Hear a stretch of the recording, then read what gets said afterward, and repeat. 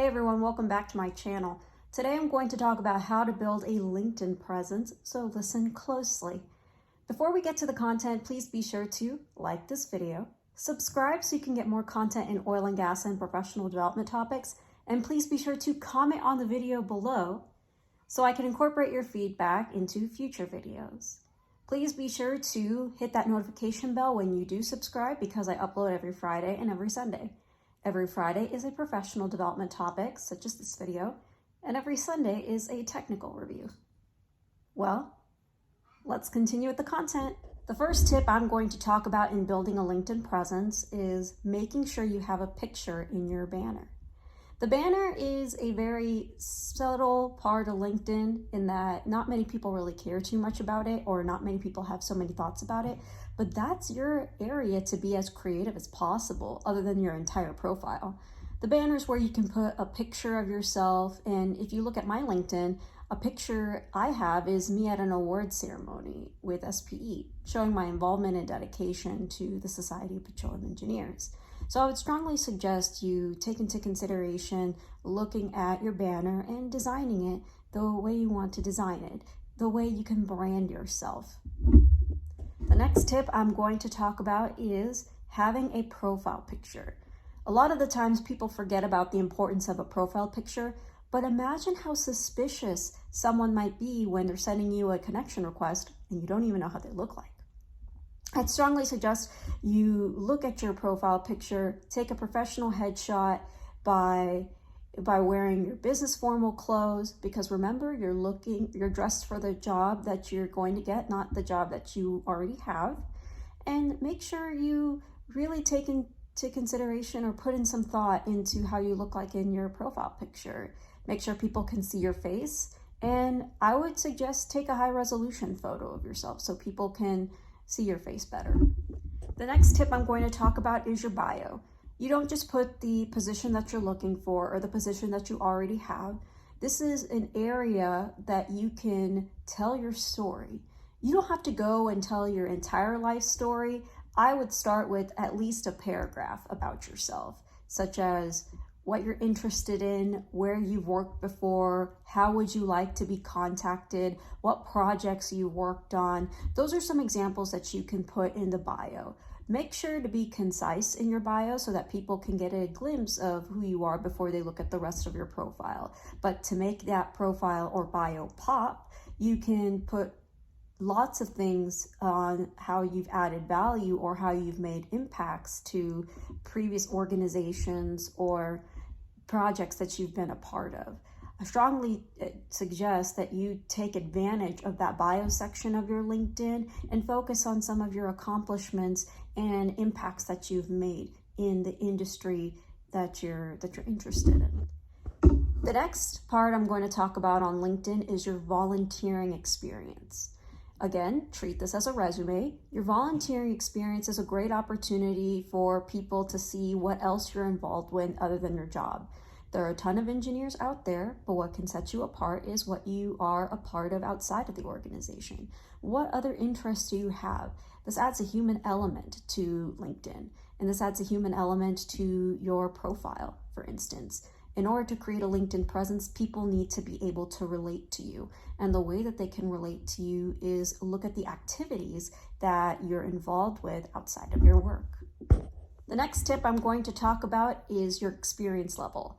One of the biggest mistakes people make on their LinkedIn profile is putting their job title and nothing else. Treat this as a resume. Treat LinkedIn as a social media platform to look at other people's resumes by not just putting in the position, but describing what results you have made using that position. What exactly have you done and what difference have you made in the organizations that you are a part of?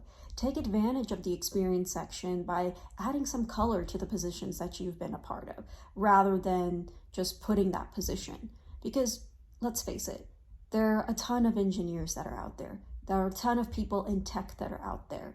But this is the opportunity to set yourself apart by talking about what exactly you've accomplished and what impacts you've made to the organizations by elaborating on your experiences. So I strongly suggest that to build a presence on LinkedIn, you need to build a presence on your profile through that experience section.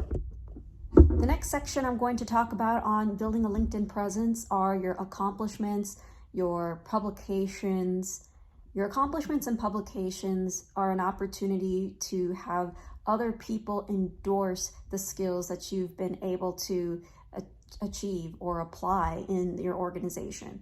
Of course, it's written by you, but if you list out your accomplishments and publications, people can check out what exactly you have done and make sure to write links and source where those publications are. If it's in an article, for instance, make sure you put a link to that article of where of describing that you got that award, or make sure you put an article to the publication that you're referring to that you were an author or a co-author of.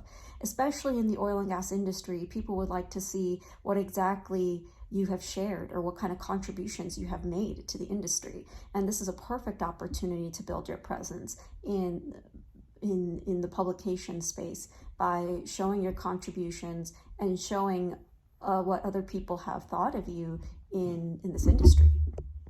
I'm going to group this tip, but it's your skills and your recommendations.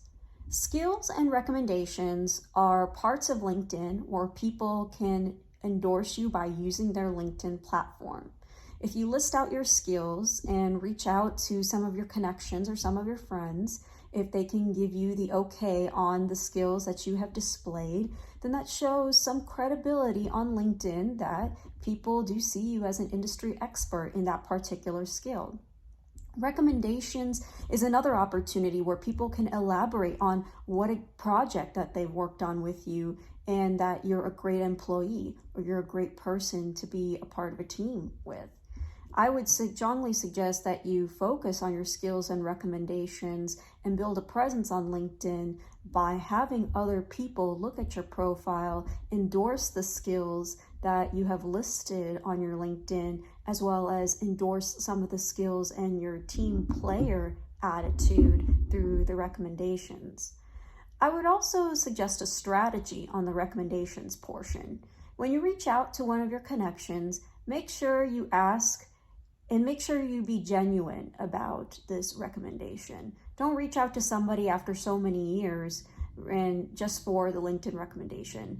Make sure you start a conversation with them, build that relationship up with them again, and ask if they would like for them to write you a recommendation on LinkedIn. And in return, you might be able to do the same thing for them as well. By writing those LinkedIn recommendations, you build up the rapport, not just with the people that you are in connections with, but with future connections as well. Now I'm done talking about the profile and I'm going to discuss how you post. Posting has some guidelines and you may have already seen how crazy LinkedIn can be based on what people post. The 3 topics that I would strongly suggest you avoid whenever you're posting on LinkedIn are the 3 topics that you avoid talking about at work: politics, religion, and sex. You don't talk about those 3 things at work, so I strongly suggest you don't talk about those 3 things on a business platform. However, people do stretch the rules on LinkedIn a little bit, and I would say not to follow those examples. I would rather play it safe and post articles that are very pertinent to your industry and engage with other people's posts as far as what they've posted in relation to the industry. You can build connections that way, start a conversation, build rapport, and also build a relationship virtually, especially given this time. That building relationships virtually can be a little bit difficult, but on LinkedIn, it can make things a little bit easier. So those are the few key things on building a LinkedIn presence in terms of being engaged with your posts and also following some of the safe rules on posting. The next tip I'm going to talk about is taking advantage of articles. In LinkedIn, you have the article option in which you can type about any interesting topic that you may have seen on LinkedIn or you may have seen anywhere else.